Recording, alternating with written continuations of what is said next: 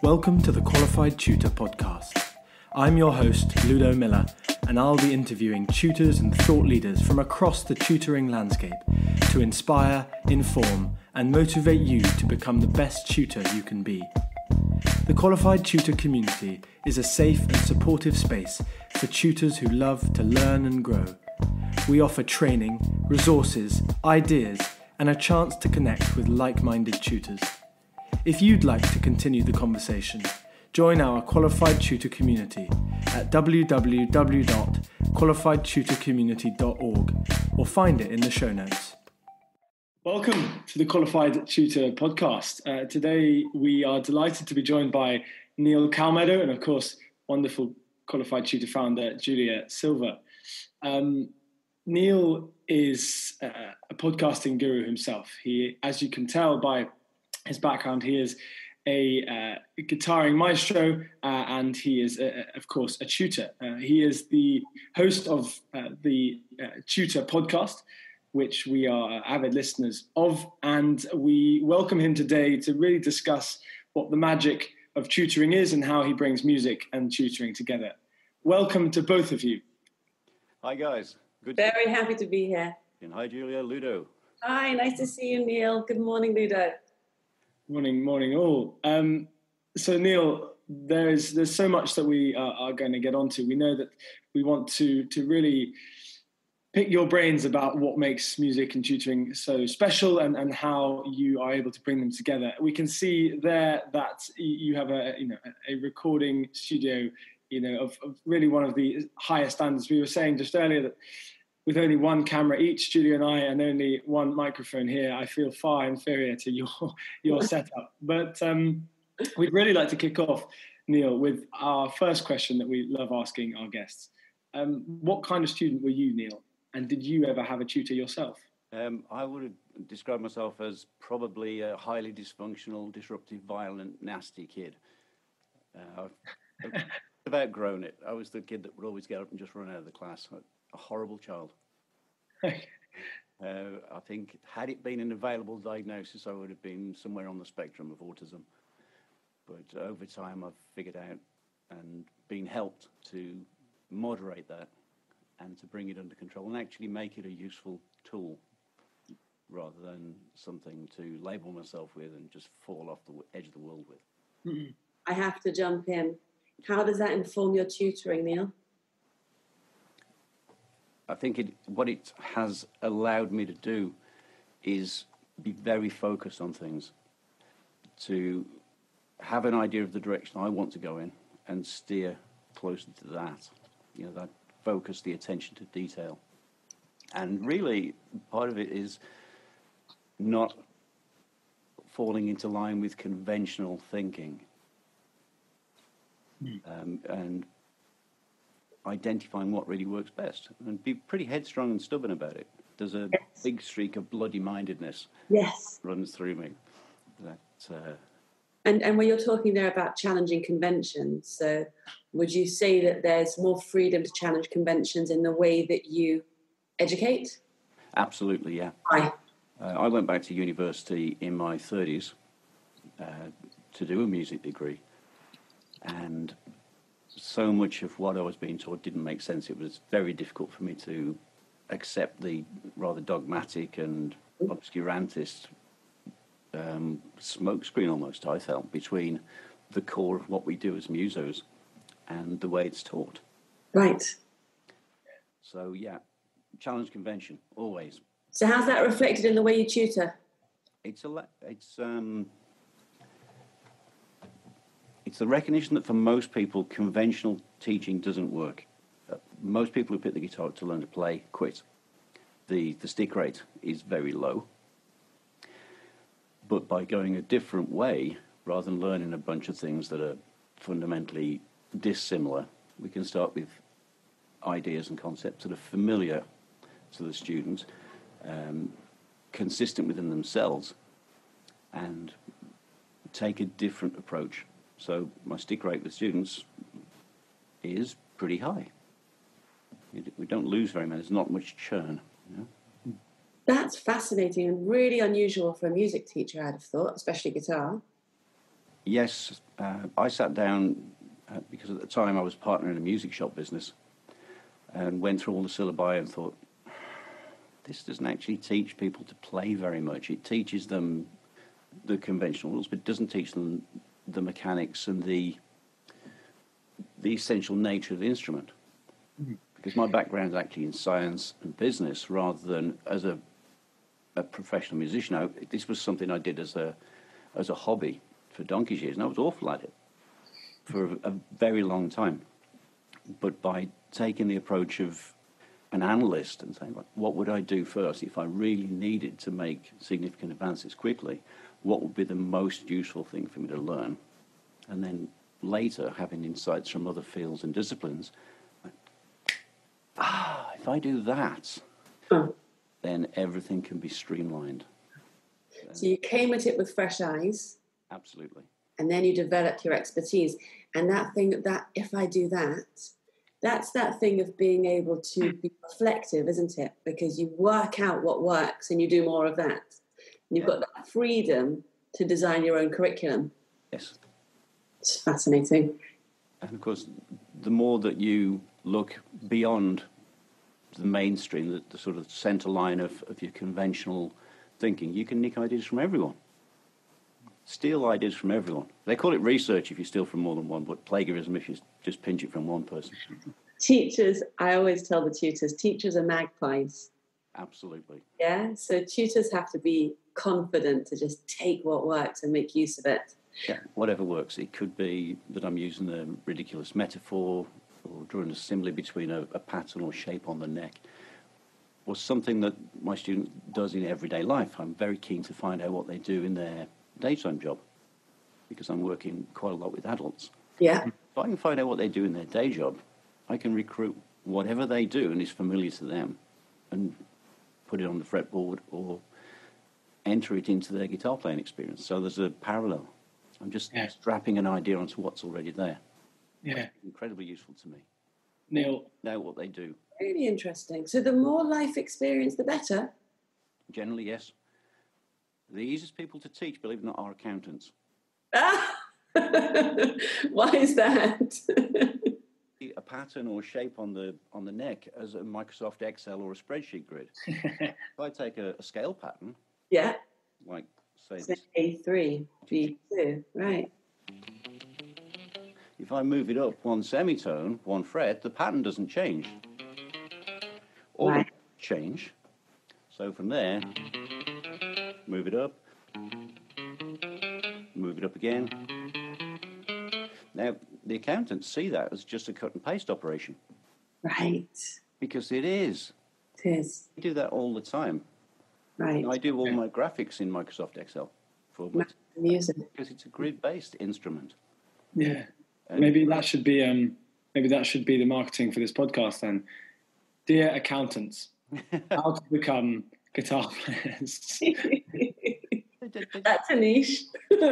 Copy and paste, and they follow. That's all they play. Mm-hmm. So yeah.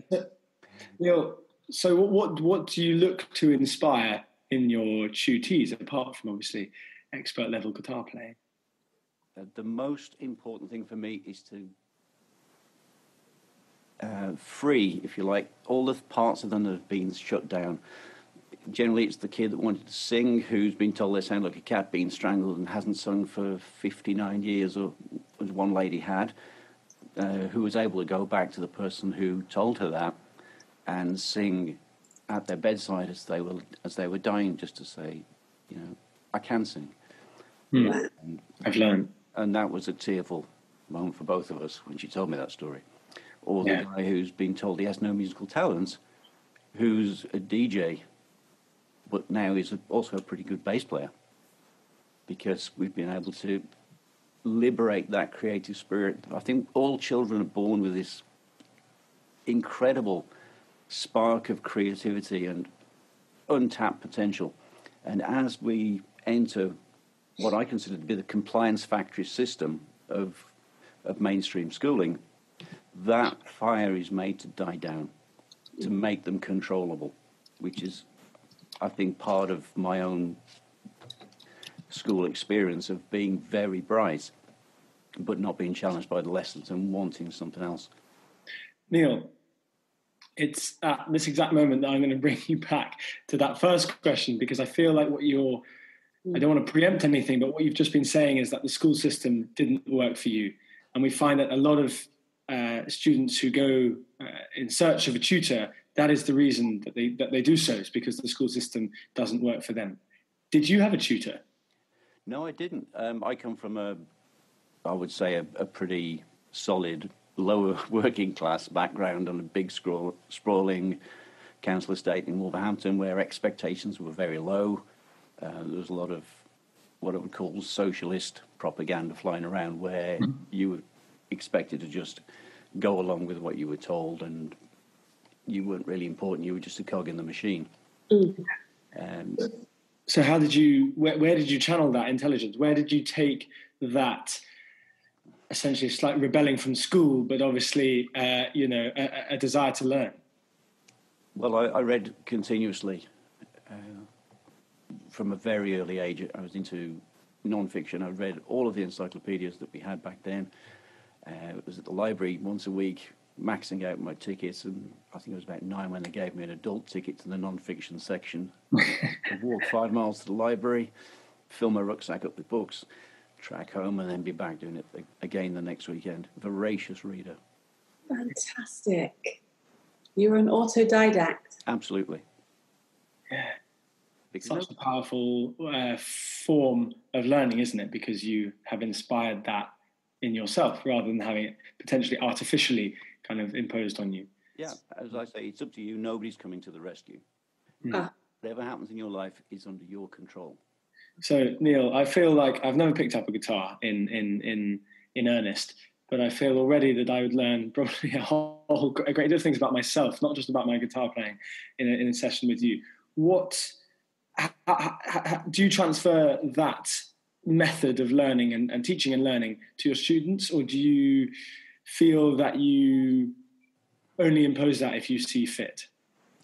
No, I try to infect them with my optimism and sense of potential across all aspects of their life, not just as a guitar player, because what they learn on the guitar about their own potential it's going to cross-fertilize everything else they do. Whether it's one of my students who wants to change their business model, we sit down and we'll talk about that. We'll just put the kettle on, make some coffee and talk business strategy. Or someone wants to learn a foreign language, we could talk about that. I think my duty is to go where I'm most useful with the student. So if they have an idea to write, to compose music, we'll do that. If they have another problem, and my most useful role is to be a good listener, then I'll just shut up and listen. It's to be useful. That's my driving aim. And that's something that you're sort of constantly searching for, constantly assessing. Where's my most useful space here? What's my most useful objective? Absolutely. Because I'm in the position in life at the moment where I don't have to do this. I just choose to do it because I feel only half alive when I'm not doing it. When I'm deprived from teaching, sitting on a beach, all I want to do is get back in the room, get a guitar in my hands and start making a change for other people so they can have a lot more fun, make a boatload of noise, grin like maniacs, and enjoy being alive. Love it. Tell us about your waiting list. Always have one. Go on. Have a waiting list. There's a limit on how many hours in the week I'll teach.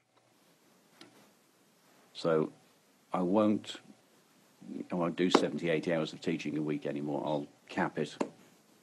And having a waiting list obviously positions me as someone who is of value. If they can step right in, I must have lots of spaces there for the perceptions I can't be very good. Uh-huh. If I have a void space, I'll fill it from the waiting list. Right. At the moment, things are a bit strange because we're doing some room sessions and some Zoom sessions. Yeah. Room and Zoom, I like that. So it's a bit of a Swiss cheese approach at the moment. There are holes because people who are on the waiting list don't want to do it on Zoom. Right. Right. Okay. two delivery channels are sort of flipping and flopping at the moment. And keep it PG rated, but please tell us who you don't work with. Okay, simple from a very successful entrepreneur and author called Pete Thompson. I've got to give him credit for this. He's DDWT, and that's don't deal with tossers. Anyone who mucks you around, who's just half-baked about things and doesn't treat you with respect, that's the most important thing. Just don't deal with them. Fire them. There are plenty of other people in the world. Your success or failure as a teacher can be found in any one of the other 7 billion people on this planet, rather than the idiot in front of you. If you have to fire someone, fire your idiots. It's fantastic. It's fantastic. Yeah. Ludo, we've spoken about freelancing before, haven't we? And how challenging it is to sort of keep control of your own number of hours and list of students, but you owe it to yourself to do that because you don't have an organization or a line manager who's going to do it for you. So you have to manage your own time and expectations. And I mean, the idea of sacking a student is something that nobody's ever said before, but it's true. If they don't show up on time, they don't treat you with respect. We talk about respect as being reciprocal. And at some point, if the student's side if the student doesn't reciprocate, it's not going to be a learning experience, is it? No, it's not. And of course, if you have someone whose behaviour disrupts what you do with all of your other students, they're making you look like an idiot. Mm-hmm. If someone shows up half an hour late and they expect the lesson to overrun, they're difficult about it, it's just going to make you look a pudding. Or not in control, yeah. It's funny, isn't it? Because when you start out in whatever field you're in, you are looking for as a freelance, so you're looking for clients, aren't you? You want that work. And as your business grows, then you kind of cut away the people that cause you, to lose sleep or lose time or, cause you to be inefficient. Yeah. How, Neil, when you started out, I assume you took anyone who came because that was the beginning of a business. And I'm assuming very quickly you also began to streamline who you took on as clients. So someone who's new to tutoring, how do you mediate those early days where you're not quite sure if that's the kind of client that you want to continue with, but you need obviously to build your business? Okay, I would say that if the moment they walk in the room, you just get that feeling of, I don't want to work with this person. Mm. Your duty is probably to find out a little more about them and clarify that first gut reaction.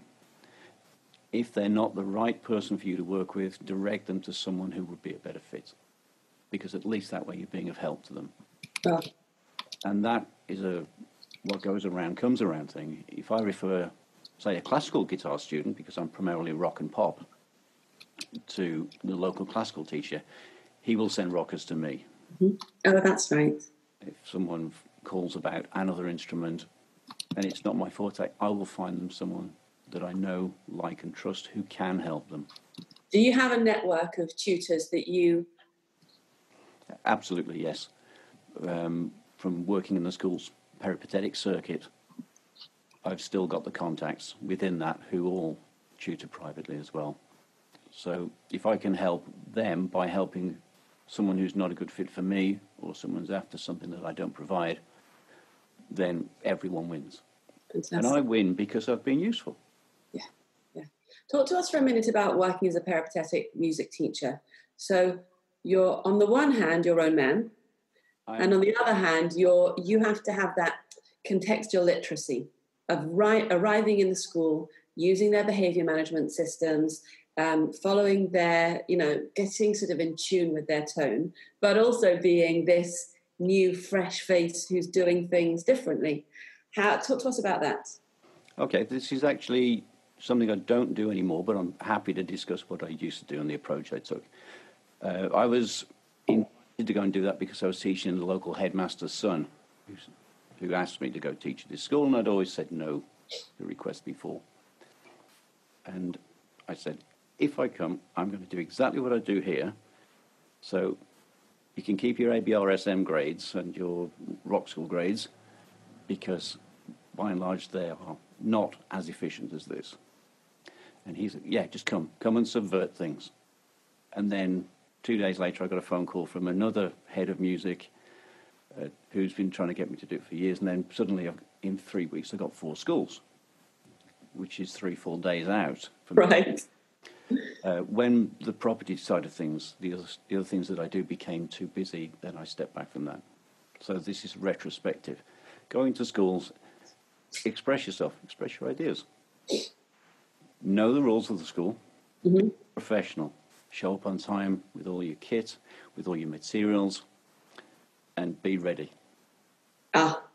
Be ready for anything. The kids will come at you with all sorts of strange ideas. Did you come across a student like yourself? Yes. Quite a few. Did you shake him by the hand? Did you shake him by the hand? Yeah, I said, you're obviously one of my tribe. We're going to get on great because I was exactly like you. Right. He sort of said, what do you mean by that? Yeah. Well, I've already been told what you're like. And what the teachers have told me is you're X, Y, and Z. To me, that just means you're brighter than the school can currently cope with within their limited framework. In this room, you have no limits. Let's play.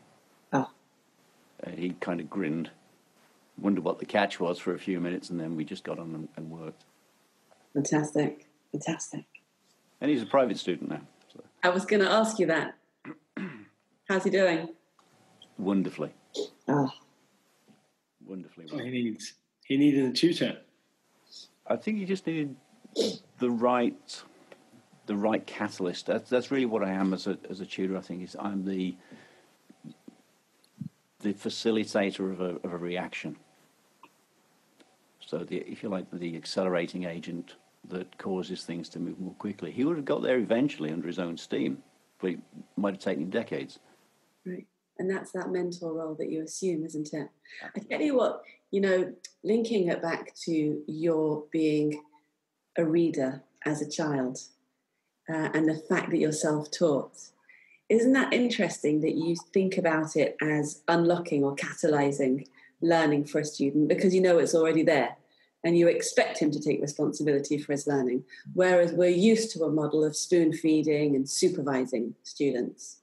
Yeah, absolutely. If you are aware of the driving principles behind anything and you remove the limits on that, the principles can be applied, amplified, modified, tweaked, or just mucked around with, for want of a better phrase.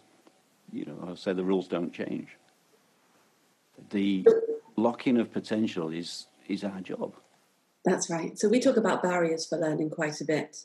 And sometimes those are special educational needs, and sometimes those are mental health, and sometimes it's just an experience that happened when you were 4 years old that you didn't realise had such a knock-on effect. How do you've spoken about how you spot those because you talked about listening. Yeah. How do you respond to those? I try to understand the frame through which they're viewing the encounter. As a student, if they've had a particularly scaly experience at school, or have been yelled at or shouted at or criticised for making a mistake, recognise that that's there and give them a different frame. Mistake, it's just a note you didn't want. So that's you effectively ranging around the note that you did want to try and locate it. There are no mistakes in music. There are just the notes you want and the notes you didn't want. And there are no wrong ones. They're all usable. Right. The more notes you play, the more jazzy you tend to sound. So if you want to play pop music, you just play these 6 or 7 notes. And if you want to play jazz, you add a few more.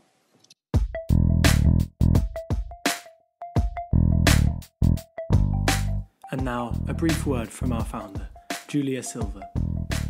If you'd like to hear more about the ideas we touch on here, or gain the tools to take your own tutoring to the next level, the qualification for tutors could be for you.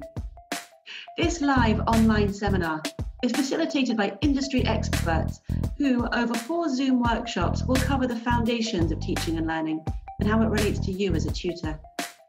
The workshops are full of rich discussions where you'll learn alongside other tutors and connect on a professional level. We will teach you how to be the kind of tutor every child remembers. Visit our community space at qualifiedtutorcommunity.org and sign up now for our transformative course. We'll see you there. It leads me on to some thinking that I have about feedback. And we're actually just writing a course about the power of feedback in tutoring, because the evidence says that that's really where the magic happens, where a student tries something and then they adjust it, then they're able to learn from that process of it's not this, but it's that. And of course, in music, the feedback is much more immediate than it is in maths, because in maths, you have to get to the end of the problem or the end of the sheet or at the end of the page or for somebody else to mark it. But in music, you can hear when it's off straight away. Yes. You have an immediate feedback when you're playing, but then you have this outlook of, well, but no, it's wrong. It's just not for right now. Yeah. If someone hits a note which isn't part of our key or is off the scale pattern that we're using at the time, and they grimace, that's very interesting. You just found one of the chili notes. One of the? Chili notes. Like chili. You know, you might use that once in a while to enhance the flavour of the basic ingredients. But we don't want too many chili notes. We want the right chili note at the right time. We're going to come back to that one later, but it's cool that you've found it already. We'll be coming back to that. So it's the same thing as that barrier that you just said. You saw something and you showed it to them. Yeah. Oh, that's what you saw there. Now let's go back to what we're aiming on today. Yeah, it's cool. You know, if someone hits a chromatic note and it's not what we want, I'll say, okay, that's cool. Let's just do that exact same note again, because you'll be doing that later. That's a little more advanced than we're at the moment. So you're getting ahead of me. Catch you up, because we just want to make sure the safe path is there first before we start doing the adrenaline pumping white knuckle stuff, you know. So they get a sense that there's a long road ahead, and that you're the sort of pathfinder with them. Well, I always say that I'm a bit like an old hand in the mountains, if you like, who's guiding someone up a treacherous ascent or across a knife-edged arete ridge. And I'm kind of going, it's this way, guys. Come on. Yeah. Over here. You just put your hand there. It's okay. This isn't going to kill you. Trust. The downside of any dismal cock-up on the guitar is extremely low. You know, you might have a few moments of unpleasant variations in air pressure, and that's all it is. Right. Yeah. Nobody dies. The music police don't come and batter the door down. High challenge, low risk. Yeah. I think we get that sometimes as tutors. I know in my own tutoring, for example, something very comparable to that is that students in the middle of a certain area, a certain topic of, I don't know, say English or maths, they'll mention something that they've learnt at school or they've heard at school, but which is way beyond where they are at that time. And you just say, okay, brilliant. Let's just look at that for 5 minutes then. You've mentioned it. You've brought it up. It's clearly important in your mind. It's not the right step for the progress of this area, but we'll look at it, because I'm not just going to shut you down, and I'm not just going to say that, no, you can't learn that now, because students can learn anything at any time. But you're in charge of kind of directing the wider progress of that student. So you say to them, okay, that's what this is. Here's where it fits in. Keep that in the back of your mind. We'll have a look at that in 2 weeks' time. First of all, we need to get through this first stage, because that's what schools unfortunately can't do sometimes. They have to jump ahead because that's what they're, demanded to do by the curriculum, but there are students who are left behind. So those students kind of hear something in class and they go, oh, it's that. And you go, it is that, but it's not that just yet. And I think, yeah. I had an equivalent experience. I was working with a year 3 student the other day, and I did square numbers with him, and I said, this is year 5 maths, don't you? And he was so pleased. He just walked tall. And I said to him, and when it comes up in a lesson, you're going to know it. It's going to be familiar to you. And for a student who's riddled with misconceptions and therefore always on the back foot, you just give him a secret weapon. When square numbers come up, he's going to feel like such a winner. And there's something there that I would just like to sort of wave my hand about, because I think this is really important as a tutor, is when we use the word but. For instance, that's a really interesting thing, but that's a negation of any positive. So if I say, that's really interesting, but now they're waiting for me to say something negative. I always use the word and. So I tend not to use the B word in the teaching room. So if I say, that was fantastic, James, but now James knows that he's about to get a kick in the backside, having had a pat on the head. If you go, that was really interesting, James, and there is that negation. So I think we should be pristine in our language wherever possible. Because understanding the power of the words that you're choosing and how resonant they are with your students is massive. I rephrased a sentence yesterday, a piece of feedback that I was giving a tutor actually, and I had put the word but in there. And when I scanned it over, I was like, whoa, that word is loaded. And I smoothed it right out, and the whole, it's quite equivalent to the evidence that says that if you give, in feedback, if you give a student a grade, they don't look past the grade. Absolutely. And that's true. Everyone who enters my teaching room is a high achiever. Period. They wouldn't be there. So I'm setting the frame at, this is going to be fantastic. You're going to be great at this. It's going to be a laugh. We're going to hang out, make a load of noise, giggle, make fun of ourselves, and it's going to be enjoyable. And the power of not yet over no. Julia, I know Julia's beaming from ear to ear for this one because it's her favourite one. The kind of, as you say, the kick in the backside that you give a student when you say no is huge. They look up to where you're directing them, and if you say that answer is wrong, or what you've just done is wrong, or did you get this right? No. That's such a sort of weight, isn't it? That's such a drop. Yes. Whereas not yet, or you're almost there, or Julia's the favourite one again. Would you like to try that again? They're so powerful. I'll give you another one, Ludo. There's a fantastic book called The Art of Possibility. And don't read it, listen to it, because it's narrated on audiobook by the authors, and one is a musician, and it's interspersed with classical music. It is a most wonderful listen. And one of their chapters is called Give Them an A. And that's exactly what Neil just said. Let them walk into the room, tell them they're winners, and then ask them how they're going to unlock that winning attitude, what success is going to look like to them. And then you're sort of plotting a route backwards. Yes, absolutely. I totally agree with that. Give them an A, and all they can do is take it away from themselves. I tell you another thing he says that you'll love, Neil. He talks about edge of your seat playing. Yes, that kind of attentiveness. Ludo and I watch our fantastic participants leaning in sessions, and that's where we know that the good stuff's happening, because that's sort of he calls it one buttock playing, because he's sort of leaning right forward, and it's a fantastic eagerness that we love to see in our students, right? Yeah. There you go, the art of possibility. Yeah, so I'll clench next time. Yeah. There's a scary thought. Don't hold that thought in your mind. Let's not use that as a snippet, Ludo. Definitely, that won't make it. No. Oh, we've got white background. Who's that? I don't think that came from me. Did that come from you, Neil? No. Neil, so I just want to quickly touch upon how you transferred from room to Zoom, really.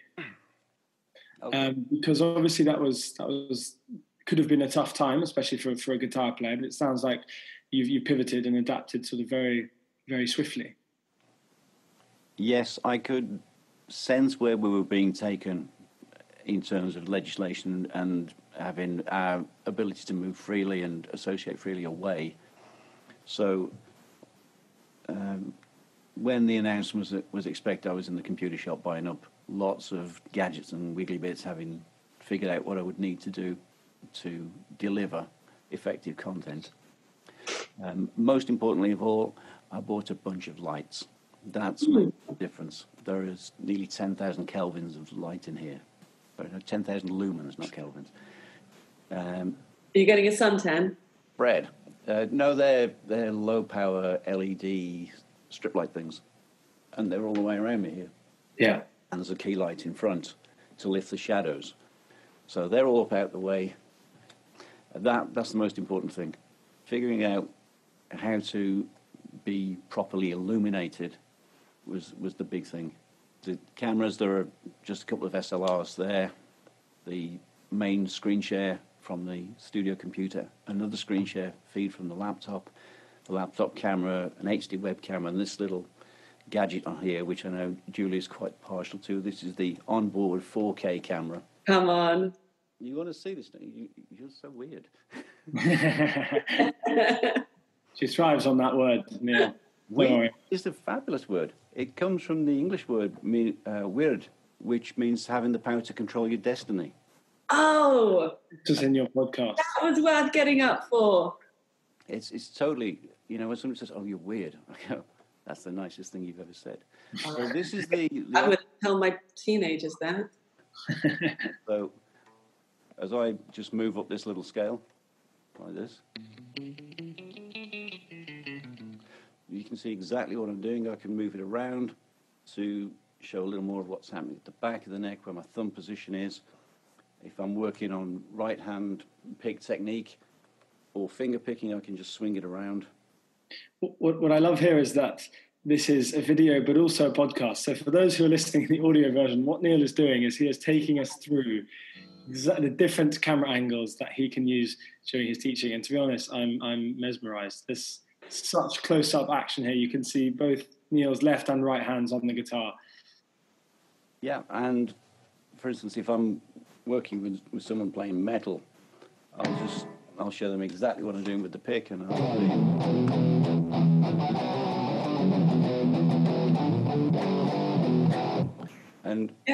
the muting is there. It's like having their eyes 6 or 7 inches away from where I'm hitting the strings of the pick. Which, by the way, they don't do when they're in the room, do they?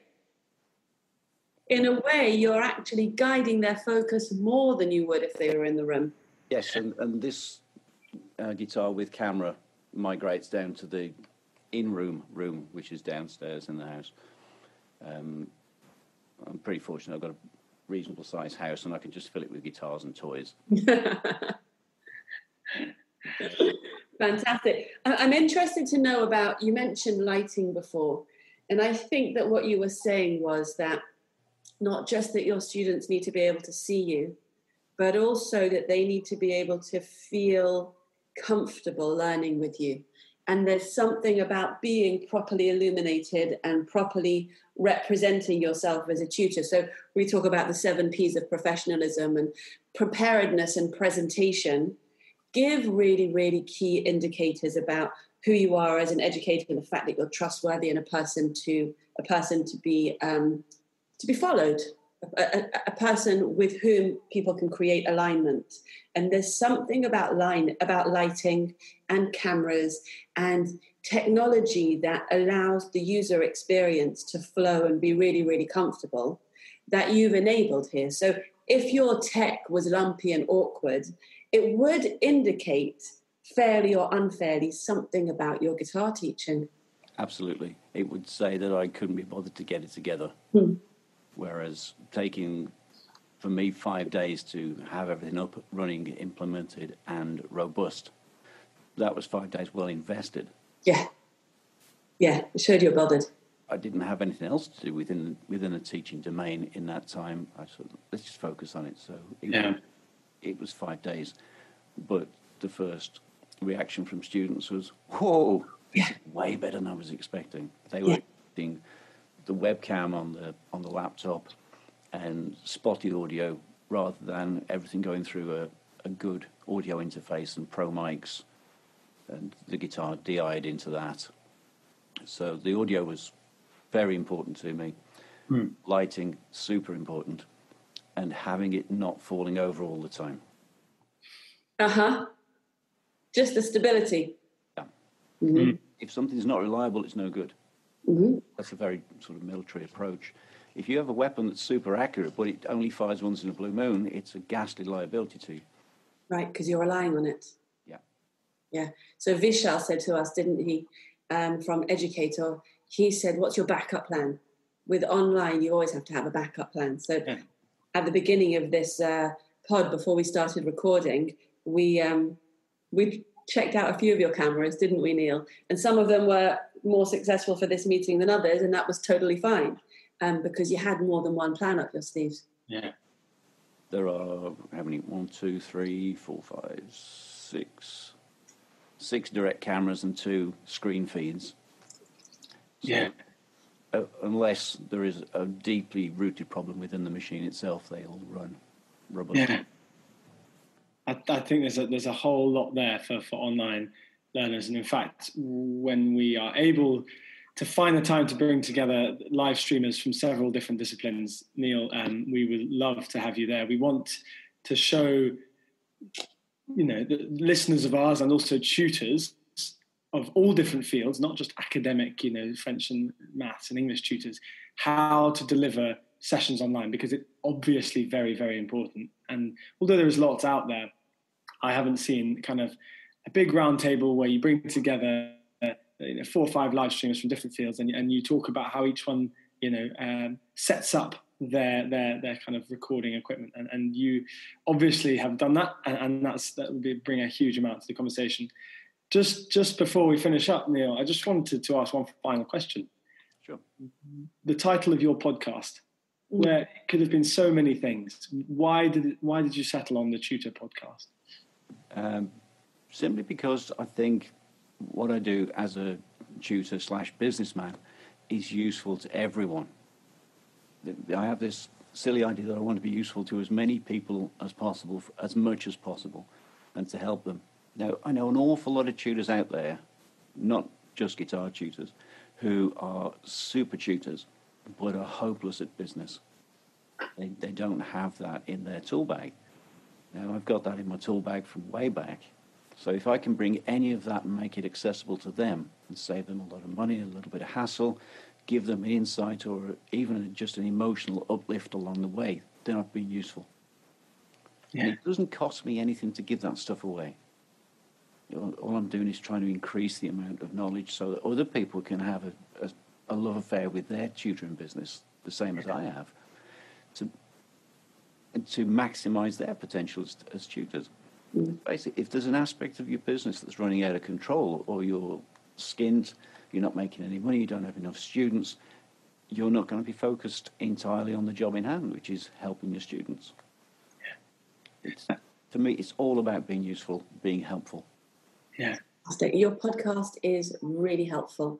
I told you I binge listened to the whole lot in one go, and there are some additions to my tutoring toolbox that'll be there forever, and that I'll always reference you for.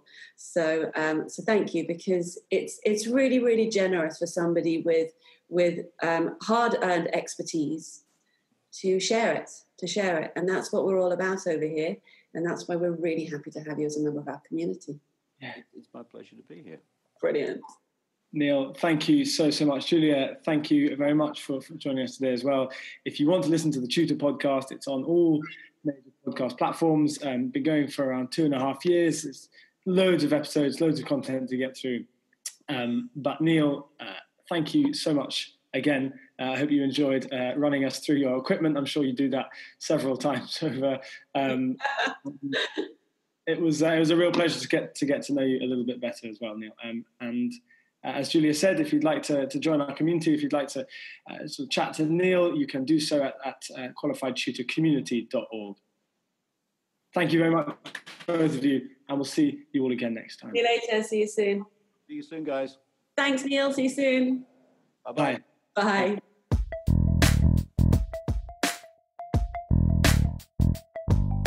Thanks for listening to the Qualified Tutor podcast, where tutors share their expertise to support the tutoring community.